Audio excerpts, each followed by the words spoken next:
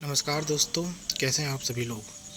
देखिए, वीडियो शुरू करने से पहले मैं एक बात आप लोगों से करना चाहूँगा कि मैं कोई यूट्यूबर नहीं हूँ, ना ही मैं कोई टीचर हूँ। मैं भी आप ही की तरह एक स्टूडेंट हूँ। मेरा वीडियो बनाने का बस एक ही उद्देश्य था, वो ये था कि आपको भटकाव से बचाना।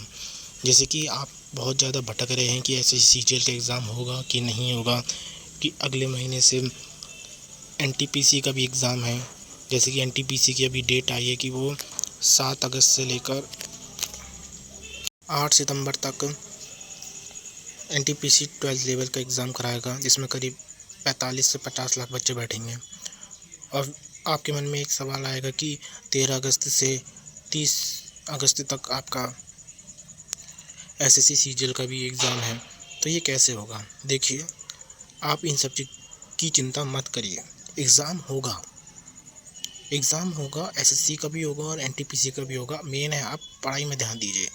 आपको तो बस एसएससी और एनटीपीसी के बारे में पता है, मगर आपको शायद ये नहीं पता कि अगले महीने से बैंकिंग के भी एग्ज़ाम है, और बैंकिंग के एग्ज़ाम भी एसएससी ही वो टीसीएस ही कराता है। जैसे कि अगर मैं बात कहूँ कि 13, 14 और 17 तारीख को आईबीपीएस पीओ का एग्ज़ाम है, जिसमें करीब 10 से 12 लाख बच्चे बैठते हैं।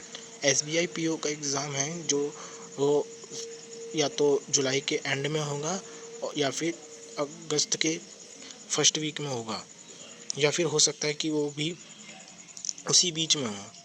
तो ये भी तो एक क्लास हो रहा है, ये भी तो क्लैब हो रहा है। बैंकिंग के भी तो 15 से 20 लाख जो स्टूडेंट हैं वो बैठेंगे। तो इन सब की चिंता आप मत करिए। इन सब आप टीसीएस के ओनर नहीं हैं, आप एसएससी के ओनर्स नहीं हैं। आपका काम अपनी पढ़ाई की चिंता लेना है। जो कंपनी एग्ज़ाम कराएगी उसकी टेंशन है, एसएससी की टेंशन है, बैंकिंग की टेंशन है, और ये रेलवे की टेंशन है। आपकी टेंशन नहीं है। और दूसरी बात, लोग कहते हैं कि कैसे होगा एग्ज़ाम, तो मैं सबसे पहले मैं बता देता हूँ। सबसे पहले मैं बता रहा हूँ कि इंडिया में लैब की कोई कमी नहीं है। टीसीएस के पास 4 लाख से भी ज़्यादा कैपेसिटी के कंप्यूटर हैं, यानी कि वो एक बार में एक शिफ्ट में 4 लाख बच्चों को एग्ज़ाम करा सकती है।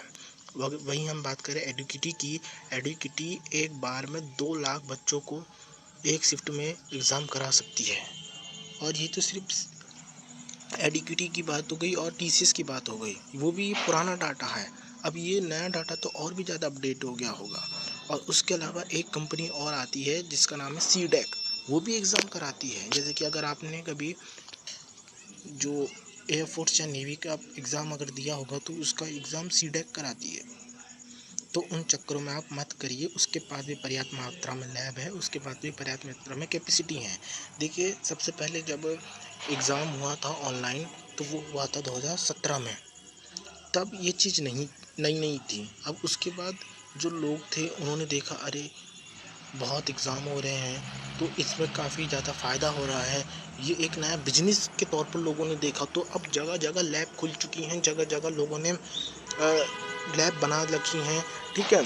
और वो कहीं ना कहीं इस एग्ज़ाम को कराते हैं। तो आप इस चीज़ की बिल्कुल टेंशन मत लीजिए, क्योंकि अब ना लैबों की कमी है, ना कंप्यूटर की कमी है।